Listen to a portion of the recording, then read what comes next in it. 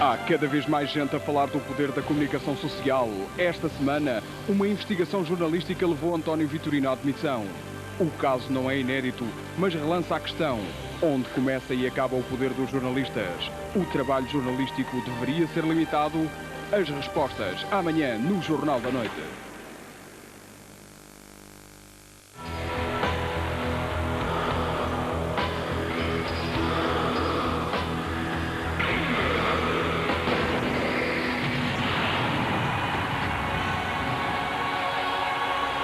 Boa noite. Benfica e Boa Vista abriram com o empate a 0 a 10ª jornada do Campeonato Nacional de Futebol, no dia em que se soube que o avançado do Sporting, Paulo Alves, vai ser emprestado ao West Ham até fevereiro. Há 8 dias, o treinador Otávio Machado criticou violentamente jornalistas e jornais. Hoje, ele volta aos donos da bola, mas para enfrentar os diretores dos principais jornais desportivos portugueses, Vítor Serpa da Bola e Rui Cartachana do Record. Um debate necessário para clarificar a difícil relação entre treinadores e jornalistas. Há crise no laboratório de controlo antidoping, setor que tem estado no centro de alguns episódios marcantes dos últimos tempos. Das informações prévias sobre jogos com controlo às malas que não apareceram num jogo do campeonato. Os 3 técnicos do laboratório vão sair, aparentemente em conflito com o diretor Luís Horta, acusado de excesso de protagonismo.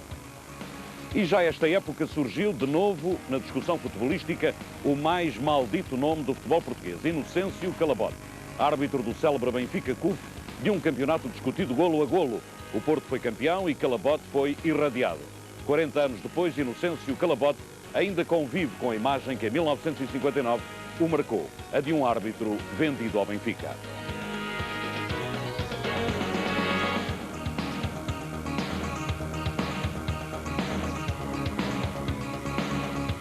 O Benfica perdeu os primeiros pontos na era Vale e Azevedo. Foi no estádio do Bessa esta noite, diante do Boa Vista, no jogo de abertura da 10ª jornada do Campeonato Nacional de Futebol e que terminou a 0. O repórter da SIC, Nuno Luz, junta-se agora aos donos da bola para, com os 2 treinadores, do Benfica e do Boa Vista, fazer o balanço do encontro. Boa noite, Nuno Luz. Foi um jogo equilibrado, muitas oportunidades para ambas as equipas, mas o resultado final foi 0-0. Mário Reis, boa noite. Boa noite. Foi um resultado justo este aqui no Bessa? Eu penso que é um resultado justo, porque nós tivemos a primeira parte, temos as oportunidades flagrantes e temos três oportunidades flagrantes. É evidente que o Benfica não criou grandes oportunidades na primeira parte e penso que se tivéssemos a sorte do nosso lado, o jogo se calhar seria outro. É evidente que na segunda parte o Benfica esteve muito bem, criou oportunidades também flagrantes e penso que, e continuo a dizer que a mais flagrante delas todas é o time oficial na faixa central. Mas penso mais golo, menos golo, mais jogada de perigo numa baliza ou na outra. Penso que acima de tudo foi um grande espetáculo. E penso que o resultado no final é justo porque ambas as equipas jogaram e de que maneira praticaram bom futebol e na segunda parte do campo já estava a ficar um bocadinho empapado e a criar grandes dificuldades, grande esforço aos jogadores, mas penso que os jogadores foram brilhosos de ambas as equipas e fizeram proporcionar aqui um grande espetáculo às pessoas que assistiram e pela televisão naturalmente. O Boa Vista com este empate leva 10 jogos sem perder neste campeonato. O que é que espera para o resto do campeonato do Boa Vista? Quer um lugar na Europa ou não? O Boa Vista não leva 10 jogos neste campeonato, leva incluído com a taça das taças. Sim, 10 jogos. Há 10 jogos que não perdemos. É evidente que gostaríamos de estar numa posição, se calhar era melhor perder um jogo pelo meio e ter ganho mais 2 jogos, que naturalmente somávamos, em vez de somarmos um ponto de cada vez, somávamos 3 pontos em cada jogo. É evidente que o objetivo do Boa Vista é o de sempre, é o hábito desta casa, é lutarmos sempre por um lugar na Europa e é esse o objetivo do Boa Vista e é isso que nós estamos desde precavidos e desde o início, em relação ao objetivo final, chegar ao lugar que é importante para o Boa Vista, é um lugar na Europa. Em relação ao Benfica, já se sabe, depois da entrada de João Vale Azevedo para a presidência do Benfica, disse que o Benfica vai lutar para ser campeão nacional esta época. Este empate, Nel Vingada, boa noite também, boa noite. É justo ou não? É justo porque para a história fica um resultado de 0-0. Talvez este jogo merecesse golos não só pela qualidade do jogo e também pelos espectadores presentes, que mereciam de facto, pelo espetáculo proporcionado, mais golos. Mas no fim veremos se foi um ponto ganho ou se foram 2 pontos perdidos. Penso que neste momento foi um ponto ganho. Boa Vista é uma grande equipa e aqui no Bessa não vai ser fácil a qualquer adversário pontuar. Mas o mais importante para nós, além do ponto conseguido, digamos, foi a qualidade e a exibição do Benfica, uma equipa que quando teve a bola quis ganhar, foi para a frente, teve até ao último minuto sempre, digamos, essa tentação presente, assim como o Boa Vista também com as respostas que foi dando, e mostra claramente a exibição de hoje que vem na sequência da melhoria que se vinha notando na equipa, e a equipa está em crescendo, e este teste fora aqui no Bessa foi ótimo para vermos de facto que podemos jogar em qualquer campo se jogarmos assim para ganhar. Sentiu ali na ponta final que o Benfica podia ter marcado e podia ter ganho o jogo? Sim, talvez na ponta final houve alguns lances que tiveram um pouco mais de perigo na baliza do Boa Vista, aquela jogada do Tauman mesmo a acabar, a jogada do Nuno Gomes, que na mesma jogada, digamos, houve 2 oportunidades, portanto, só uma delas é que poderia ter sido concretizada. O Boa Vista também respondeu, mas o importante é que as 2 equipas quiseram e mostraram que queriam ganhar, não queriam empatar, e isso é bom para o futebol, é bom para o futebol português, para o campeonato. Não se viu, pelo menos hoje, aquela atitude conservadora de querer empatar, não, as equipas mostraram. Repito, talvez se houvesse golos mais cedo, pudéssemos ter assistido a um jogo ainda mais empolgante e mais emocionante. Resta então esperar por amanhã para saber se este foi um ponto ganho ou foi perdido aqui no Bessa pelo Benfica. Amanhã o Sporting recebe o Estrela da Amadora e o Porto vai a Braga defrontar o Sporting Braga.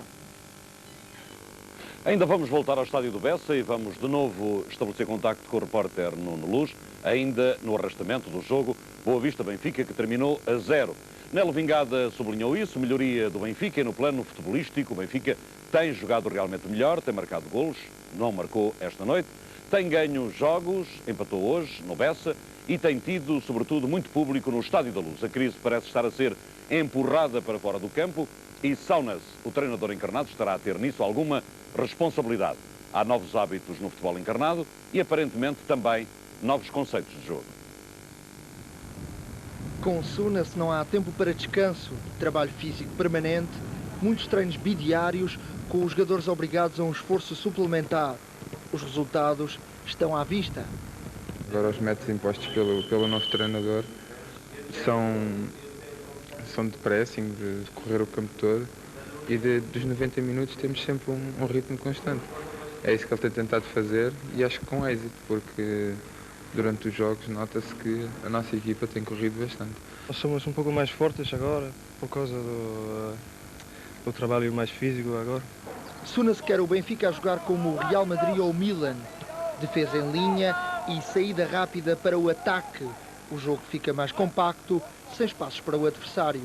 Muitas pessoas pensam que da maneira como a gente joga é jogarem fora de jogo, o que não é verdade. A gente joga em linha, ou seja, tentamos empurrar tentamos estar mais perto dos médios e fazemos com que se calhar os médios estejam mais perto dos avançados, ou seja, a equipa fica mais pequena, fica mais curta e é mais difícil para o adversário. No começo é difícil porque precisa de muita coordenação entre os 4 que jogam atrás, mas eu acho acertado porque ali não tem que... Porque muitas vezes um fica atrás, jogando de líbero, um fica atrás e por culpa de os 3 tem que correr de novo hacia atrás. Muitas vezes jogando em linha um sabe que tem que sair sim ou sim e de repente é bem melhor para a equipa.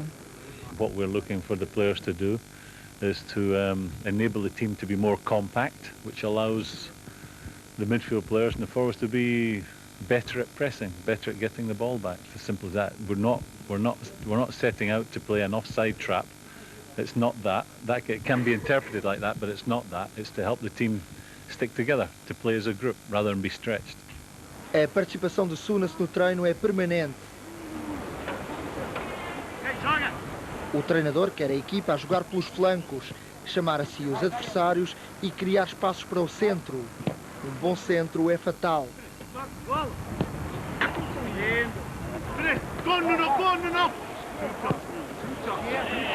Foi assim que o Benfica venceu o Rio Ave.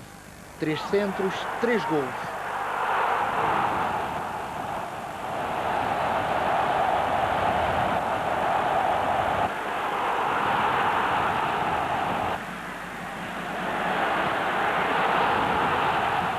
Quando a bola está na área, Sunas quer à boa maneira inglesa remates e não fintas. Este novo treinador trouxe mais alegria ao grupo? Bom, futebol tem muitas mudanças, né? E às vezes as mudanças ajudam. E essa ajudou. Yeah, before was we training and it was not compact. And now you see everybody works for each other and we're playing 1 or 2 touch football and you see it helps. Benfica à inglesa com o dedo de Sunas. Os jogadores para já estão a entender a linguagem do treinador.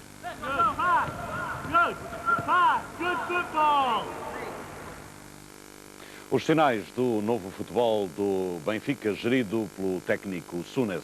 Humberto Coelho e António Pedro Vasconcelos, 2 benfiquistas de bancada, estão a gostar deste novo Benfica? Humberto? Bom, eu considero que esta ainda é muito cedo para estarmos a ter uma opinião mais avalizada sobre este esquema. Mas o jogo de hoje mostrou algumas diferenças? Não, eu acho que o jogo de hoje voltou um pouco ao jogo normal que o Benfica tem desenvolvido esta época. Agora, claro está que jogar em linha, como se aqui demonstraram e estou a dizer, é importante o meio-campo, porque se não houver um meio-campo que pressione o homem da bola para evitar que se criem os espaços e que metam o espaço em profundidade, logicamente que isso tem que ter um certo ritmo, tem que ter um certo tempo, tem que ter um certo entrosamento e, portanto, penso que o Benfica neste momento ainda não está a 100% para desenvolver aquilo que o técnico pretende.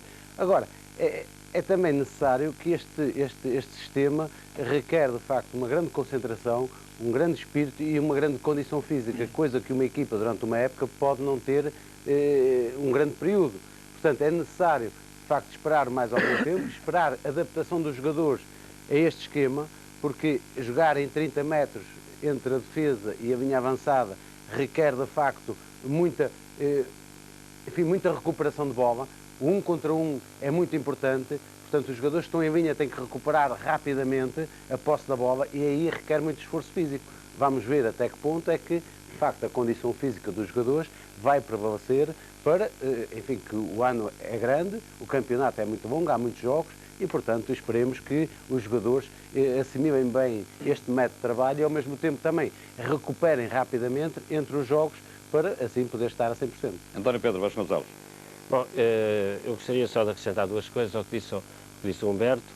Eu acho que, fundamentalmente, e antes do treinador, porque não é em 15 dias que se muda completamente uma equipa, eu acho que há fatores psicológicos muito mais importantes. Está criado um clima de confiança nos jogadores e nos adeptos e, por outro lado, há mais respeito por parte das outras equipas em relação, e pelo que os jogadores disseram, uma intensificação da preparação física que é fundamental. O Benfica estava de rastros, os jogadores não corriam, etc.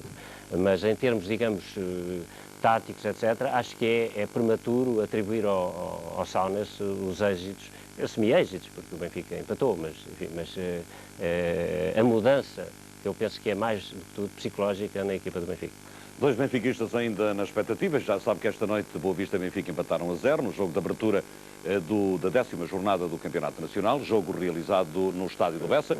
E vamos voltar agora ao contacto com o repórter Nuno Luz. Voltamos ao Estádio do Bessa para o segundo momento da reportagem da SIC. O jornalista Nuno Luz, depois de ter falado com os treinadores, tem agora a perspectiva do jogo traçada por jogadores. No regresso ao Bessa, oportunidade agora para ouvir os protagonistas deste encontro 0-0 para o Boa Vista e Benfica. Vamos começar por Ricardo, guarda-redes do Boa Vista. Foi justo este resultado? Penso que no cômputo geral do jogo, acho que pronto, podia num lance de sorte de uma equipa ou outra sair um vencedor, mas penso que por o que as duas equipas lutaram e com o estado do terreno como estava bastante difícil, acho que se pode aceitar este empate. E qual das duas equipas poderia vencer esta partida? Qualquer uma. A gente tivemos oportunidades que podíamos ter marcado, agora quase no final do Timóteo, e pronto, e o Benfica, através do Nuno, teve uma oportunidade que tirou à barra. Acho que as oportunidades foram repartidas de um lado e do outro. Justamente, Nuno Gomes, o regresso ao Bessa, mas agora com a camisola do Benfica vestida. Nuno, como é que foi esse sentimento de subir ali ao relevado com a camisola do Benfica vestida, depois de tantos anos com a camisola do Boa Vista? Bem, foi uma sensação tanto ou quanto estranha, porque nunca tinha defrontado o Boa Vista. e trago o Boa Vista no coração, porque foi uma equipa que sempre me apoiou e foi a equipa a qual eu nasci para o futebol. Por isso, neste jogo foi uma situação diferente, mas empenhei-me ao máximo para tentar derrotar o Boa Vista, porque o Benfica agora é a minha equipa e é por ela que eu luto. E até podia ter marcado, não fosse o travessão da baliza de Ricardo, ter devolvido essa bola. Como é que foi esse lance? Foi um lance iniciado pelo João Pinto, do lado esquerdo do nosso ataque, em que cruzou e não consegui chegar à bola. O Tamante conseguiu cruzá-la ainda e eu, depois de me ter que levantar, vi a bola perto de mim. Foi um lance muito rápido, eu não tive quase tempo a pensar e infelizmente consegui chegar à bola, não é? Consegui rematar a bola, mas rematei a bola mal e a bola foi à trave, não é? Tinha algum sonho de marcar hoje, neste regresso ao Bessa? Não, gostava de marcar pelo simples facto de ajudar o Benfica a ganhar, não é? E se marcasse, o que é que acontecia? Não sei o que é que acontecia, mas é claro, eu sou ponta de lança e gosto de marcar golos, não é? E qualquer jogo que entro com o pensamento em marcar. Em relação ao árbitro Isidoro Rodrigues, sabe-se que no jogo do ano passado entre o Benfica e o Boa Vista, na Luz, houve aquele desentendimento com o João Pinto, nomeadamente um processo que corre nos tribunais civis contra o João Pinto. Os jogadores do Benfica sentiram algum facto anormal neste jogo em relação ao árbitro da partida e a João Pinto? Acho que eu pessoalmente não quero comentar a arbitragem, porque não costumo comentar as arbitragens, mas o árbitro teve um trabalho difícil e a profissão de ser árbitro de futebol é um bocado difícil, por isso não é tudo o que eu posso dizer. Muito bem, Nuno Gomes, ele ia marcando hoje aqui no Bessa, desta vez com a camisola do Benfica. Não marcou e o resultado ficou em 0 para o Boa Vista, 0 para o Benfica.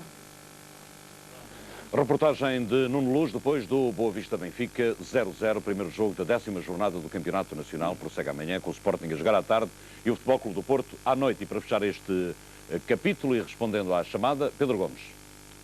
Era só para dizer, por causa está-se a falar muito na defesa em linha e neste novo método do treinador escocês que veio para o Benfica. Penso que o Benfica está numa reforma, está numa conjuntura diferente. O treinador recebeu a equipa, digamos, vitoriosa. Jogou 2 jogos na Luz, ganhou e bem, marcou golos, empatou hoje no Bessa. Eu já disse, este homem chegou no momento certo, para o sítio certo. Vamos ver se é o homem certo para o Benfica. Mas esta questão da defesa em linha tem alguns inconvenientes e algumas desvantagens. E contra o Guimarães viu-se, enquanto o Guimarães teve 11 jogos, porque é permeável. Primeiro não há um sincronismo entre os jogadores, mas isso pode depois ser aperfeiçoado. Mas nas tabelas, é surpreendido nas tabelas porque um jogador rápido que sai do meio campo isola-se rapidamente. Em velocidade também, porque quando um jogador ultrapassa aquela linha horizontal, ultrapassa toda a linha.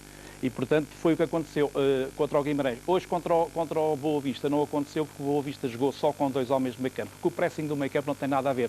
Se jogasse 4-4-2 o Boa Vista ou 5-3-2, o que é que acontecia? O quarteto defensivo, porque só cobre uma zona, não se vai entender com as deambulações e com as desmarcações dos avançados. É muito mais perigoso. O Boa Vista hoje a jogar só com 2 homens, se jogasse com 3 homens no meio campo, como fez o Guimarães, quando o homem solta do meio campo, vai criar desequilíbrios nessa defesa e vai ser um risco esta defesa em linha se não for bem sincronizada. Vamos ver.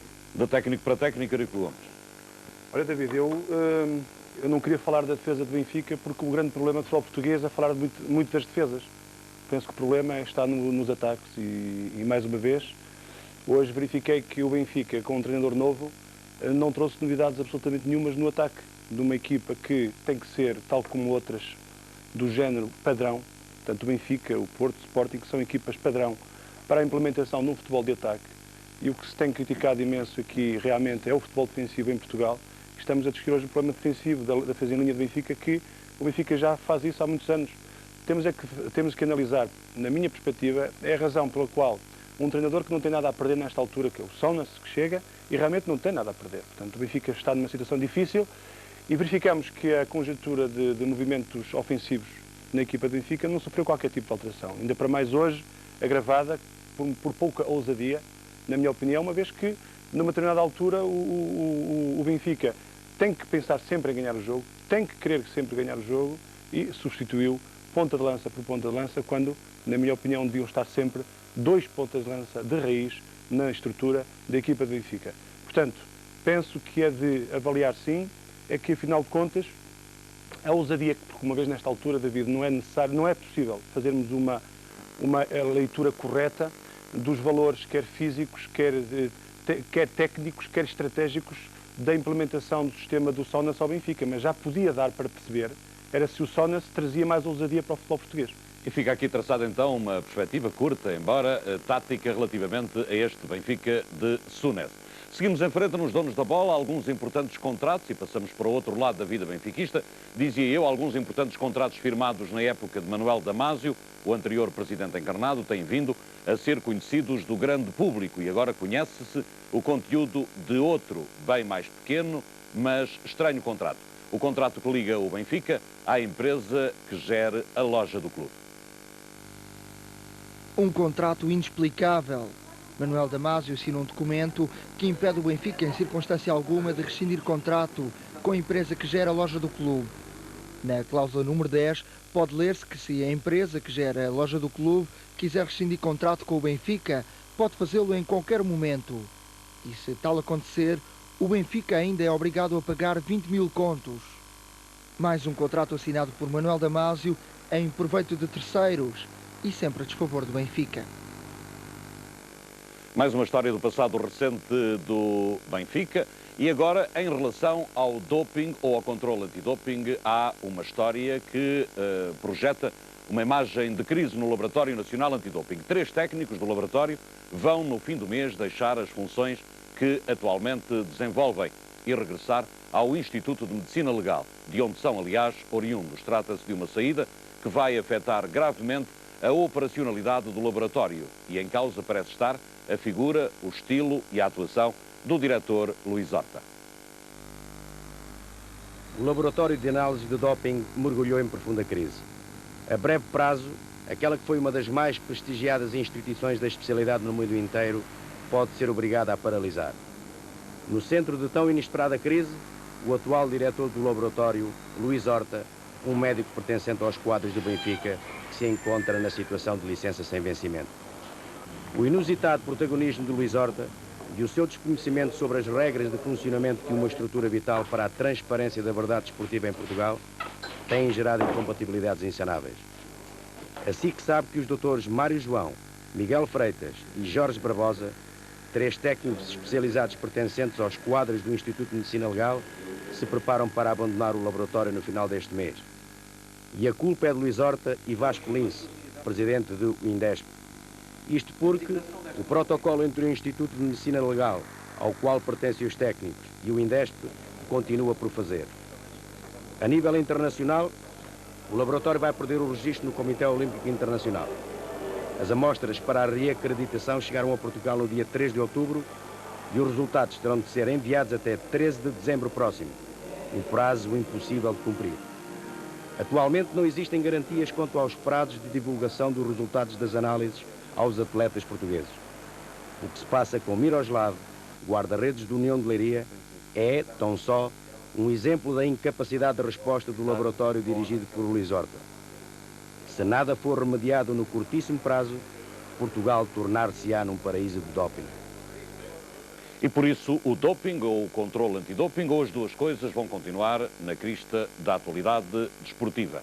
E notícia do dia é aquela que vem refletida no título de um jornal de hoje. Rebaldaria na seleção. É o título de capa do semanário Tal e Qual, de hoje, lançando 2 páginas de impensáveis episódios ocorridos no interior do hotel que a Seleção Nacional de Futebol ocupou antes do jogo com a Irlanda do Norte para o Mundial. Um quadro de indisciplina a que a Federação parece dar pouca importância. Uma reportagem publicada na edição de hoje do semanário Tal e Qual vem confirmar as informações que a SIC foi veiculando durante as semanas mais próximas do jogo Portugal e Irlanda do Norte para o Mundial. O semanário confirma tudo e chega ao pormenor de revelar que o jogador Luís Figo perdeu um anel quando lançava alguns dos objetos que consumaram a agressão ao jornalista Nuno Luz. Um incidente impensável num país civilizado e a que todos puderam seguir em direto pela SIC sem que os dirigentes da Federação presentes no local fizessem algo para lhe pôr cobro. Apesar dessa lamentável exposição pública, nem mesmo assim a Federação se dispôs a abrir um inquérito, porque se o fizesse, obviamente que alguns dos punidos teriam que ser os seus dirigentes que colaboraram na cena. O semanário confirma que o vice-presidente Alberto da Silveira teve conhecimento antecipado do que se iria passar e que avisou o jornalista Nuno Luz. Os factos demonstraram que o mesmo dirigente nada fez para impedir o que se passou. Nem mesmo assim a Federação se dispôs a abrir um inquérito, o que mostra bem o conceito de disciplina que é seguido pelos dirigentes da Federação e que justifica o seu conluio face a outros comportamentos ocorridos em estágios anteriores. O semanário Tal e Qual vai mais longe e aponta outros 2 casos de indisciplina. De um jogador cujo salto sobre a vedação para fugir ao estágio ficou registado no vídeo interno da segurança do hotel e que Alberto da Silveira e Raul Águas tentaram abafar. De outro jogador que caiu ao saltar a vedação e regressou ao seu clube lesionado. Antes destes incidentes, houve ainda o tão badalado caso das prostitutas que um treinador adjunto levou para o interior do estágio e que acabou no Hospital de Cascais. Ou a fuga do estágio dos jogadores Tavares e Hélder, solucionado com mais uma mentira, que ambos se teriam envolvido em disputa física, o que é totalmente falso. Em relação a todos estes casos, a Federação nunca achou conveniente abrir um inquérito e tornar públicas as conclusões. Perante esta falta de rigor e de profissionalismo, é lógico que haja clubes que não gostem de ceder os seus jogadores à seleção, porque os jogadores são pagos a peso de ouro e nos seus clubes não podem ter comportamentos destes. Mas perante o amadorismo e a falta de autoridade dos dirigentes federativos, já é possível que tudo aconteça sem que o património dos clubes seja acautelado. Falta saber se não foi para evitar todos estes casos que o selecionador Artur Jorge quis levar consigo um treinador disciplinador e rigoroso. Mas também parece claro que o profissionalismo de Otávio Machado seria sempre incompatível com o amadorismo de Alberto Silveira. Só falta saber agora se, tal como no caso da agressão às prostitutas, a mais incompetente direção federativa de sempre resolverá o problema da mesma maneira, enterrando a cabeça na areia como a avestruz, não abrindo qualquer inquérito e cortando relações com o Tal e Qual por estar a denegrir a imagem do futebol português. Pobre futebol português que a Federação vai cuidando desta forma. Otávio Machado, não resisto a colocar-lhe esta questão como um elemento que tem trabalhado muito perto das equipas, como treinador, e muito perto dos jogadores. Como é que pode explicar-se esta sucessão de elementos que provam haver um quadro de indisciplina clara no interior da seleção? Há uma verdade que tem que ser assumida, que efetivamente a seleção tem que abrir um novo ciclo na sua vida. Não é agradável situações destas. Há aqui uma curiosidade, é que todas estas situações que têm vindo a lume passam-se em vésperas de jogos com a Irlanda e vamos desejar que a Irlanda não nos apareça mais, nem para o europeu, nem para o mundial. Mas naturalmente que custa muito a aceitar algumas situações destas, porque conhece estes profissionais, conhece o seu comportamento dentro dos clubes e naturalmente o comportamento é completamente diferente. Agora, há uma coisa que é... Está a dizer que o problema não é dos jogadores, é de quem os comanda? Há uma coisa que... Há que criar as condições para estas situações não acontecerem. Naturalmente quem faz um investimento nisso pode ser apelidado de muitos adjetivos. Mas o certo é que essas coisas não acontecem. E a seleção não tem sido o espaço de referência onde todos nós nos possamos rever. Esta aqui é a realidade. É uma realidade que temos todos a assumir e que temos que combater. E naturalmente que, mais vale tarde que nunca, naturalmente a seleção, como se sabe, deve ser uma referência onde todos nós nos possamos rever, onde todos nos sentamos bem, porque o mais agradável disto tudo é que, efetivamente, depois os jogadores perdem a oportunidade suprema de estarem presentes na fase final do Mundial e penso que esse objetivo mereceria a criação de todas as condições para que casos desses não acontecessem e que apenas se pensasse numa coisa que é importante e que todos eles gostam, que é jogar futebol e ganhar. Isto quer dizer que para si não há um quadro profissionalizado que enquadra a Seleção Nacional? há que criar as condições para que tudo isto não aconteça. Naturalmente que não é agradável, isto é péssimo para o futebol, é péssimo para a imagem dos profissionais de futebol. Estou em crer que algumas situações, a serem verdadeiras, devem merecer, da parte de todos os intervenientes, uma profunda reflexão, no sentido, no futuro, situações destas não voltarem a acontecer, porque elas não têm espaço no futebol português. Otávio Machado daqui a pouco estará a confrontar-se com os diretores do jornal A Bola, Vítor Serpa, e jornal Record, Rui Cartachana, a propósito das relações entre treinadores e jornalistas, mas em relação ainda a este episódio, Aurélio Márcio, há uma solicitação sua para opinar? Pois, estas coisas que têm acontecido na seleção raramente acontecem nos clubes. Os clubes têm uma outra... E porquê? Porque as equipas técnicas são mais firmes a agir, os dirigentes são mais disciplinadores, têm instruções e os clubes não podem entrar por este caminho, raramente entram. Uma ou outra vez há um jogador que, enfim, pisa o risco, é castigado e raramente acontecem estas situações que acontecem na Seleção Nacional. E acontecem na Seleção Nacional porque os dirigentes e os técnicos são permissivos a essas situações, têm medo de enfrentar os grandes jogadores. E onde é que entra a responsabilidade dos jogadores? Que são crescidos, maiores de idade? A responsabilidade entra... Há uma coisa muito importante nos jogadores de futebol. Os jogadores de futebol não acreditam nos dirigentes que não tenham sido jogadores de futebol ou que sabem de futebol. Isto é uma coisa que é preciso ser dita. Um jogador de futebol, quando lhe é apresentado um dirigente, já sabe que o dirigente, na maior parte das vezes, não tem categoria, não tem protagonismo para dialogar com os jogadores de futebol, com os jogadores. E os jogadores rapidamente tomam um ascendente sobre o dirigente que lhes permite fazer tudo o que lhes apetece. Isso era assim no seu tempo, Humberto? Mas eu queria, antes do Humberto, queria dizer uma coisa.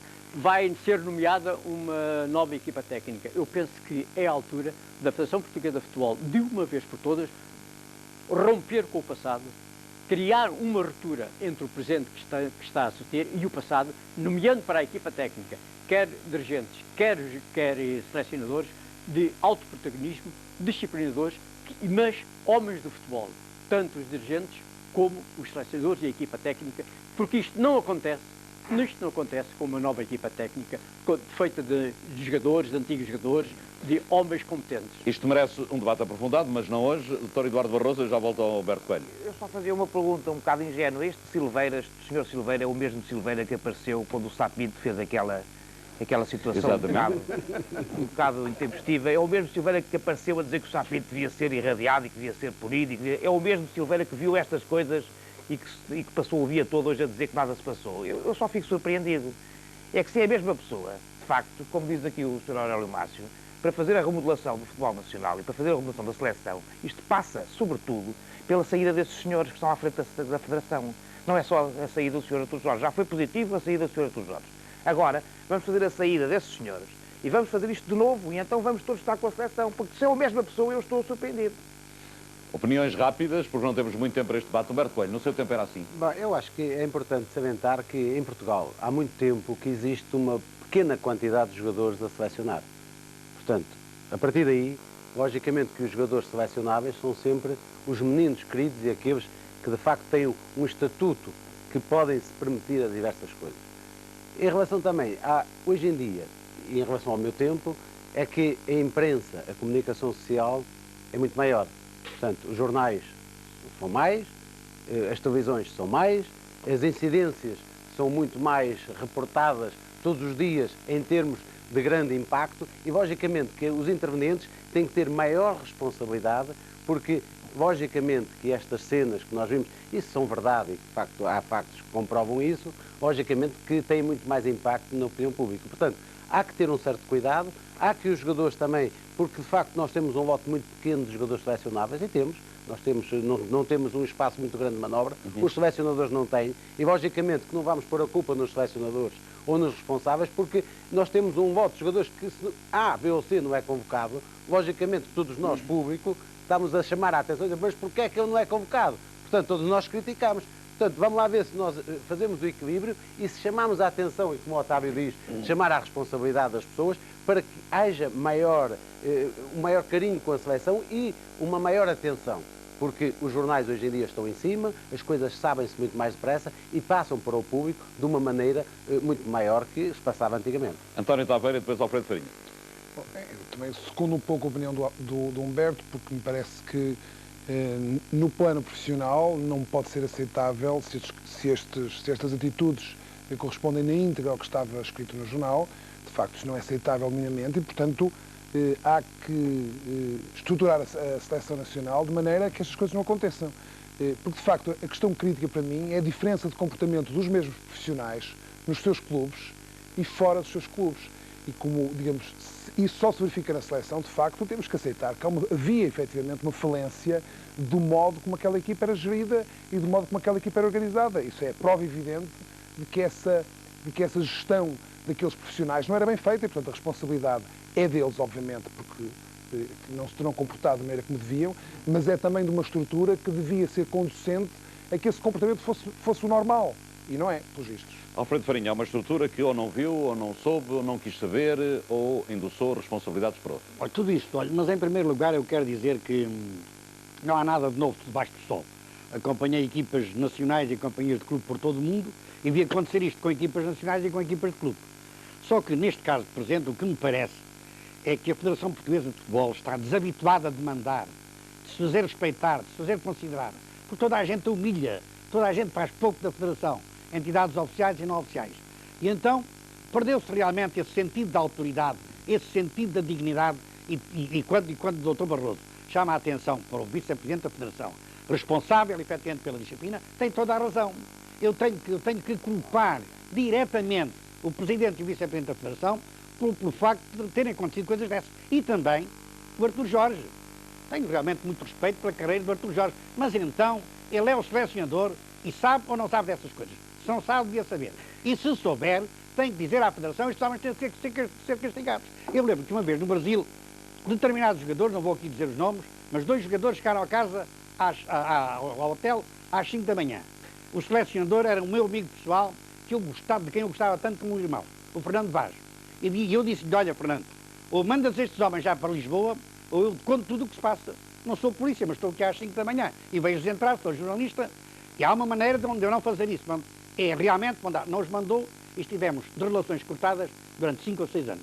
Porque eu disse, eu contei. Acho que quem tem responsabilidade tem que a exercitar. Foi isso. Estes episódios da Seleção Nacional são recentes, não têm muito tempo. O episódio que vamos contar a seguir tem muitos anos, quase 40.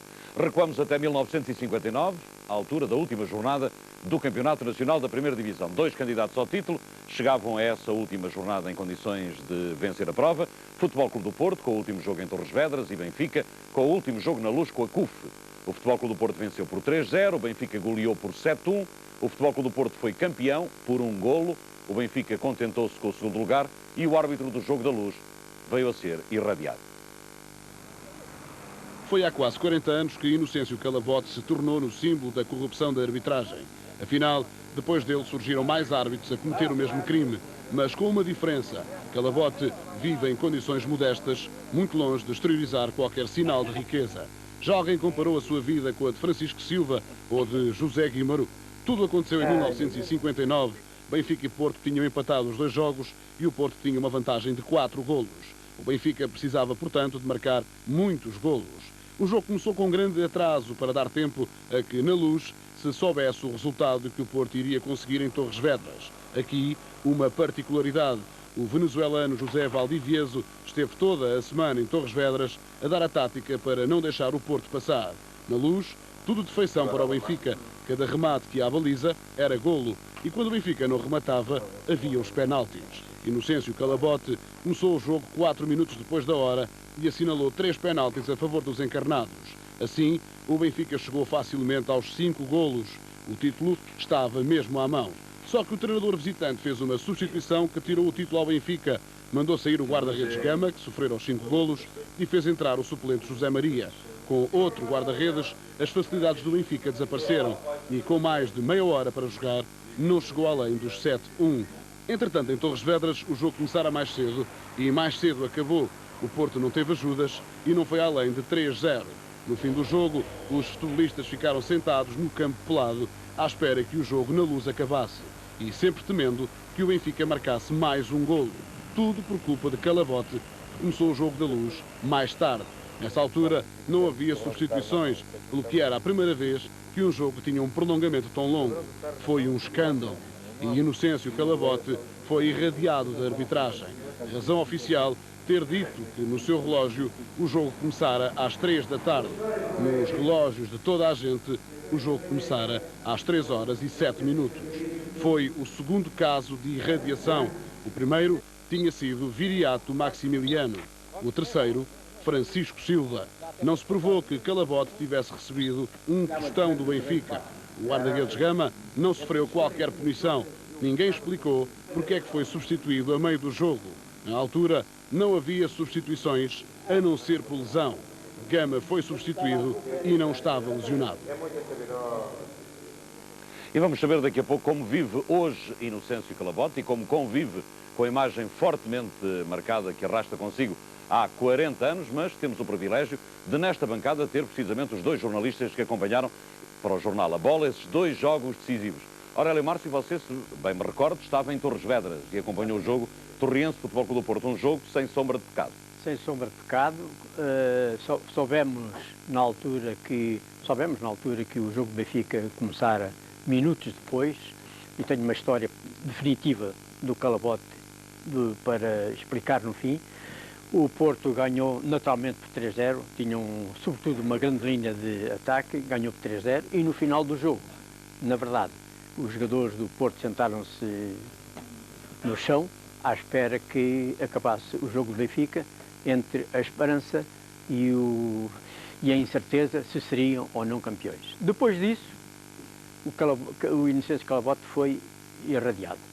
Quero dizer que há cerca de ano e meio, 2 anos, tive um almoço com o Dr. José Coelho da Fonseca, que era um elemento do Belenenses.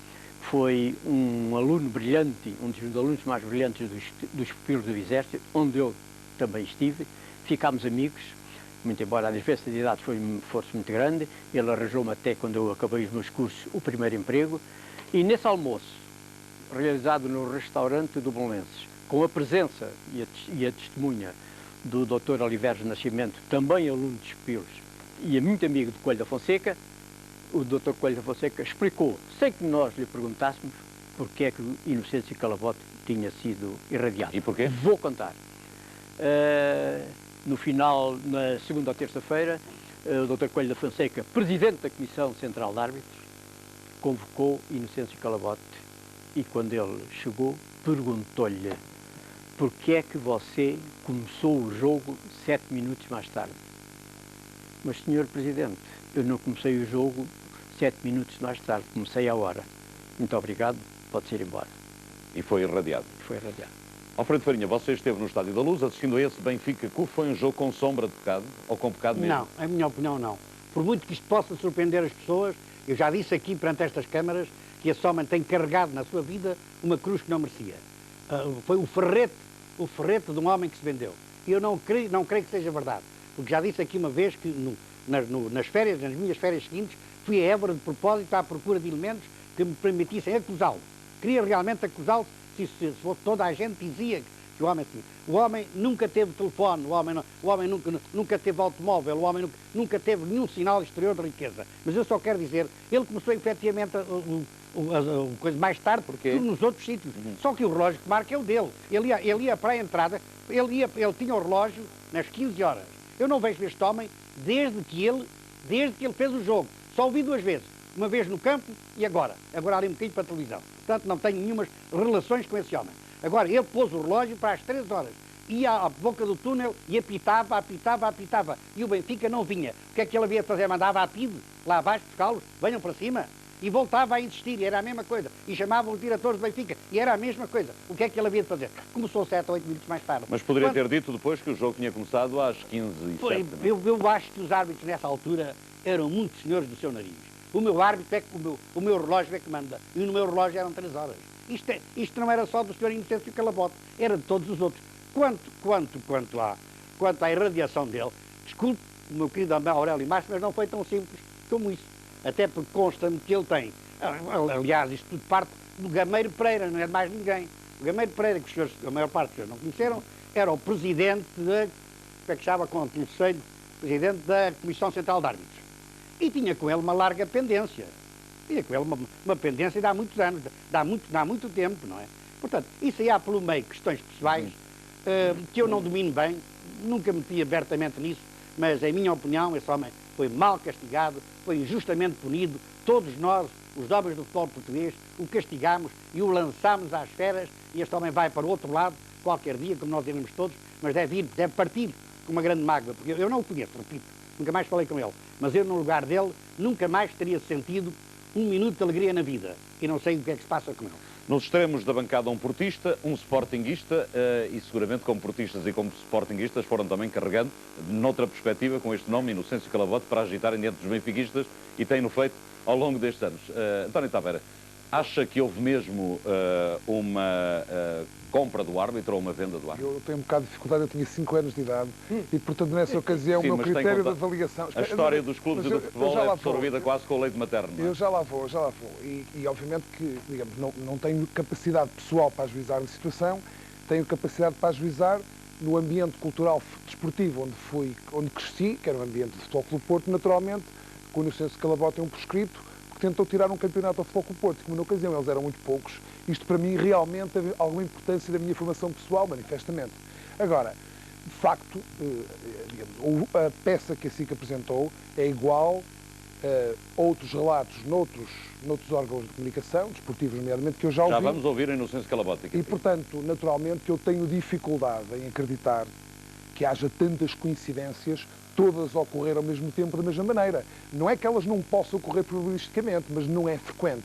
E, portanto, substituições de guarda-redes, 7 golos, não sei o quê, o jogo começar atrasado, faz-me lembrar uma série de encadeamento de coincidências que não é muito frequente. E, agora, uma outra questão que é importante é que, se aplicarmos este critério, digamos, de tolerância relativamente a estas coincidências, bom, então nos últimos tempos, no futebol português nunca tínhamos discutido arbitragem, porque também houve algumas coincidências que não teriam sido casos. Portanto, ou somos coerentes de um lado ou somos coerentes do outro, na minha perspectiva. Eduardo Barroso, o que é que Inocêncio Calabote representa para a sua cultura sportinguista?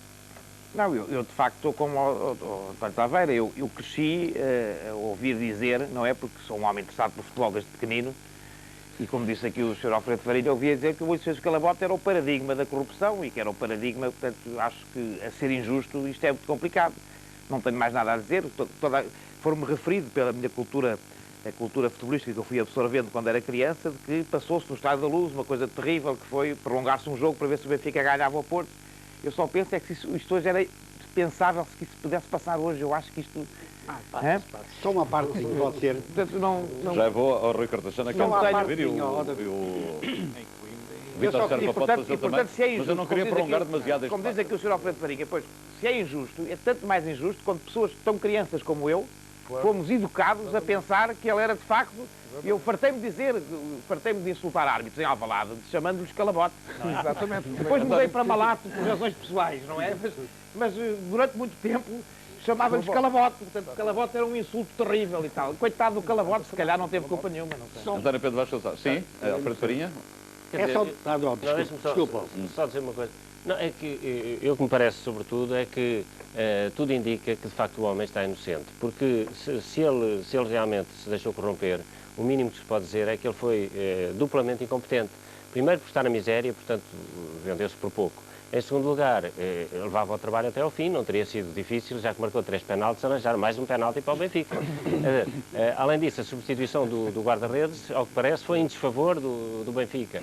Portanto, tudo isso parece-me, de facto, uma cabala, e se é verdade, é absolutamente dramático, humanamente, e que ainda por cima ele tenha ficado com o símbolo, ainda por cima ele tem um nome infeliz, porque Inocêncio Calabote, eu lembro-me inocente e calabouço, quer dizer, acho que há aqui, de facto, uma infelicidade, tudo indica, por os indícios, evidentemente, eu também era um miúdo, mas tudo indica que, de facto, terá sido um caso de grande injustiça. Era um motivo que deu.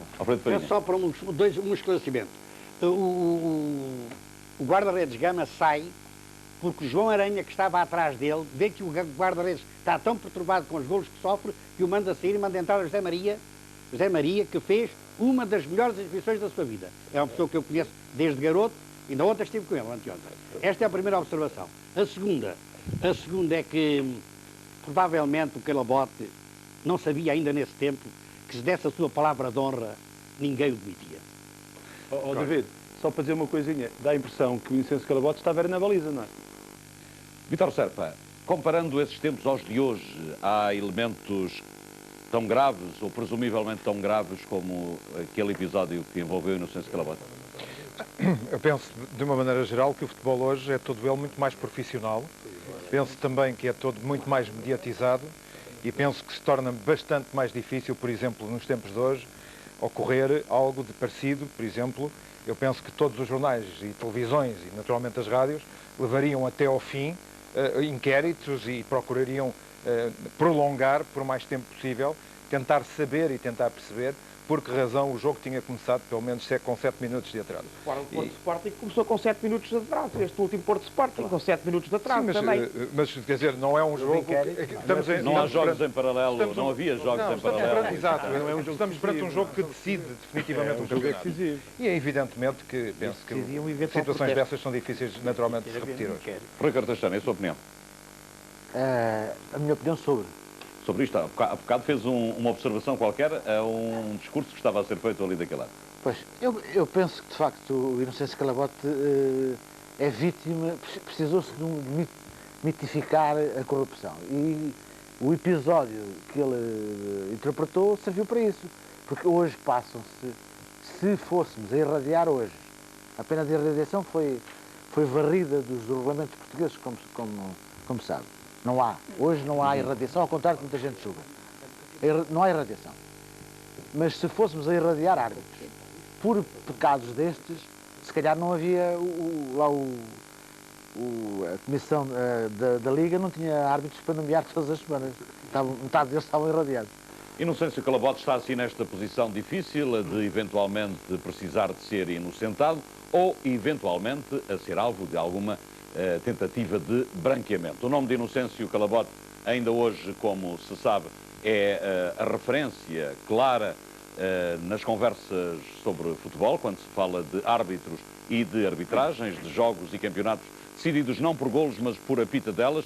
40 anos depois, a SIC foi ver como vive Inocêncio Calabote e como é que ele convive com a memória pesada do campeonato de 1959.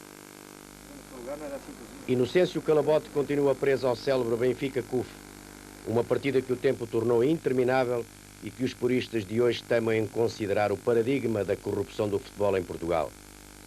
O país mal conhece o rosto do árbitro desse longínquo jogo, mas nacionalizou-lhe o apelido. Calabote sempre recusou a defesa pública. Jurei que aquilo foi uma exceção. Como já expliquei, foi uma exceção. Porque eu tinha a coisa aí guardada muito sagrado e não mostrava a ninguém.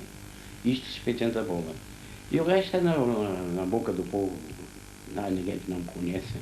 É desde que eu sou Viana do Castelo, ali Vila Real de Santo António. Quer dizer, o povo, ninguém pode tapar uma boca ao povo. O povo dirá o que quiser e entender a meu respeito. Isso é claro, eu não digo que se expõe ao público. A 70 mil pessoas, ou 50 mil, ou 60 mil, torna-se absolutamente uma pessoa conhecida. Quer dizer, eu posso conhecer 50 mil pessoas ou 70 mil pessoas de insultos, etc. Não posso. Em 1958-59, o campeonato decidiu-se pela diferença de golos. Em Torres Vedras, os jogadores do Futebol Clube do Porto esperavam sentados no campo pelo desfecho do Jogo da Luz. O Benfica goleava e punha em perigo o título dos Dragões. O árbitro garante ter cumprido a lei. Haja 50 mil ou 100 mil relógios, o que marca é o do árbitro. Haja 50 mil a dizer o contrário, o que marca é o do árbitro. E eu tenho que me regular absolutamente pelo meu. Eu digo o meu é no 3 horas. Calabote continua amante do jogo que lhe deu má fama e nega uma acusação antiga. Não é do Benfica? Eu? Não é do Benfica. O seu clube é lusitano. Eu estou a dizer que sou dos clubes de Évora que joguei no lusitano, mas há procedimentos, já disse, ninguém está para o boca ao povo.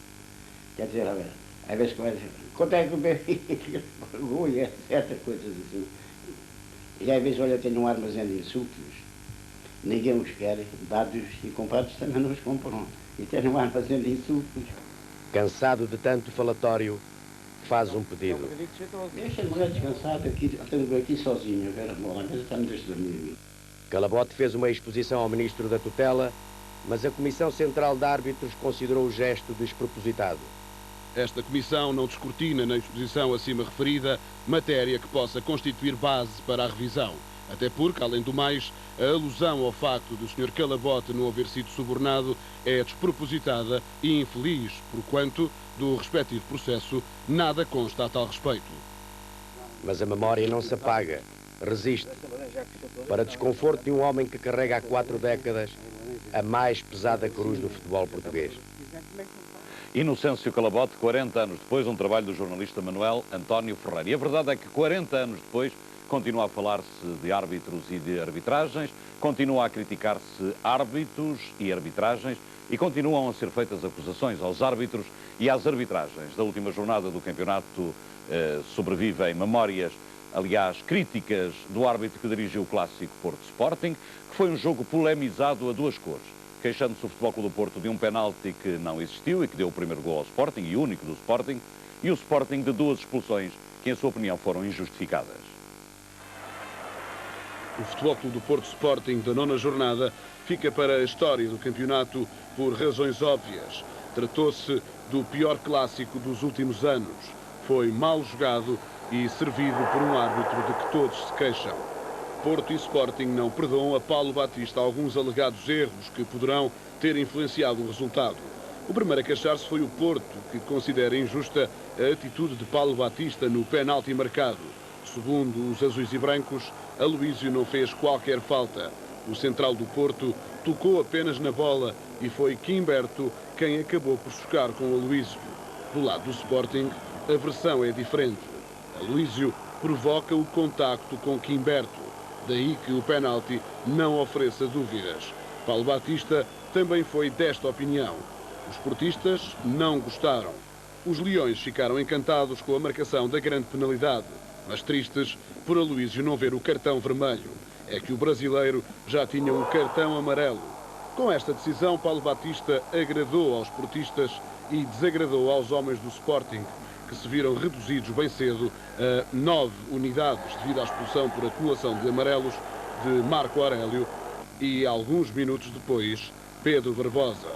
2 expulsões mal recebidas pelos sportinguistas e aceites com toda a naturalidade do lado do Futebol Clube do Porto. Juntando mais alguns atos de indisciplina, dos quais os portistas se queixam e protagonizados pelos homens sentados no banco leonino, a conclusão é fácil de tirar. Se o árbitro esteve mal, Porto e Sporting não estiveram melhor. Quanto aos lances, é tudo uma questão de cor. Verdes por um lado, azuis e brancos por outro. Em relação ao penalti, Dr. Eduardo Barroso, acho que foi a única pessoa, uma das poucas pessoas, a defender a ideia de que foi mesmo penalti. Mantém essa certeza de que foi penalti? Não, certezas não há. O problema é este. Mantenho inteiramente. O problema é este. Eu já escrevi isso. Eu acho que nós, a vermos estes lances do futebol, isso é que é apaixonante do futebol, vemos isto, mesmo subconsciente, com parcialidade. É evidente que eu vejo isto com parcialidade. Mas para mim é penalti nítido, quer dizer, para mim é penalti nítido. E acho que admito que o árbitro que estivesse atrás da jogada, então para um árbitro que estivesse atrás da jogada, o contacto do Aloísio com o Quimberto é antes de tocar na bola. Mas pronto, eu admito que possa não ter. Mas dê-me só um instante, porque eu tenho aqui, nesta cassete, precisamente a imagem do penalti. Eu gostava que a comentasse à medida que o lance for ocorrendo, e vamos tentar reproduzi-la o maior número de vezes possível, no sentido de não ficar com dúvidas. Repare, nesta altura, pois, o lance é quase simultâneo. O contacto com a perna do Quimberto é quase simultâneo com o toque da bola. Mas agora eu pergunto uma coisa. Esta coisa de se dizer, quando um defesa toca na bola, que toca primeiro da bola, nunca é penalti, também é perfeitamente um conceito perfeitamente falso. Não há nenhuma regra no futebol que diga que tenha isso. Isso é um lugar comum que se arranjou no futebol, de dizer que um jogador pode ir à bola, tocar a bola e derrubar o jogador e ser penalti. E aqui um árbitro, e aqui é uma jogada intencional, É uma jogada intencional. O árbitro está perfeitamente atrás. Então vai descrevê-la agora. A imagem está parada. Vá comentando. Repare, eu vi isto na Venezuela, não é? Estou a ver isto agora para segunda vez. Repare, o Quimberto vai... O pé de apoio do Quimberto já está a ser tocado ao mesmo tempo que a bola. Portanto, isto é uma jogada arriscada. Para já uma jogada... O Aloísio é um grande jogador de futebol. É um defesa. Sabe que fazer este tipo de jogada é um grande risco dentro da área. É um grande risco dentro da área. E, portanto, eventualmente, para mim é penalti. Para mim é penalti. Mas eu só quero lembrar uma coisa aqui a toda a gente que está aqui, os experts do futebol. É que nesse jogo do Porto houve 5 eventuais erros de arbitragem graves. 5 erros de arbitragem graves. Só um deles é que eventualmente favoreceu o Sporting. Porque para mim não foi. Porque repare, quer se queira, quer não, penalti ou não penalti, o árbitro marcou penalti. Cartão amarelo é óbvio para toda a gente. Portanto, o Aloísio devia ter sido expulso. Depois há um penalti, espero que também tenha aí a cassete, é um penalti escandaloso, que é o João Manuel Pinto, penso eu, que agarra o Beto, mas não é o agarrar da área. Toda a gente diz aqui, se fôssemos expulsar a área, o pequeno agarrão do calção, o pequeno agarrão do cotovelo, o pequeno coisa. Há outro penalti flagrante contra o Porto. Portanto, 3 erros, eventualmente são erros. E depois há os 2 cartões. Os dois cartões de expulsão aos jogadores de Sporting são verdadeiros crimes de futebol, lesa futebol. E, portanto, o que eu acho espantoso é que chega ao fim de um jogo destes, o mínimo que aqui o António Taveira pode dizer é que ser assim, sim senhor, houve um penalti que foi, um penalti que não foi. E depois o Sporting foi prejudicado 3 vezes. Agora, o que se viu foi embandeirar em arco com isto, fazerem-se de vítimas, de que são vítimas das arbitragens. Repare, é uma jogada em que, de facto, para mim, o Aloísio toca na bola depois de derrubar o Quimberto. Para mim, isto agora sou eu, estou a ver azul e verde e branco. Eu isto na Venezuela, quando vi isto lá no meu quarto, não é? Na cimeira, não é? Tinha acabado... Gostava de ter a opinião de António Taveira, que é portista... Não, digamos, relativamente a esta questão, há 2 factos que me parecem óbvios, que é o seguinte. Naturalmente, que, por paixão, se um jogador do Porto cair a subir as escadas do balneário, eu também acho que deve ser marcado penalti contra a equipa adversária. Veja lá aqui, olha o pé direito, já está aqui. Por paixão, para a imagem, ele toca no pé de apoio do Quimberto antes de tocar na bola. Por paixão pura. Porque vai cair a seguir. Eu vou puxar a imagem um pouco atrás para... Repara uma coisa, para poderem... mas puxa a imagem atrás e veja. Mas eu percebo que isso possa ser polémico. Mas deixe-me ouvir a opinião do António Taveira, que é a parte contrária nesta discussão. Eu gostava também de dar uma opinião, porque eu estive lá.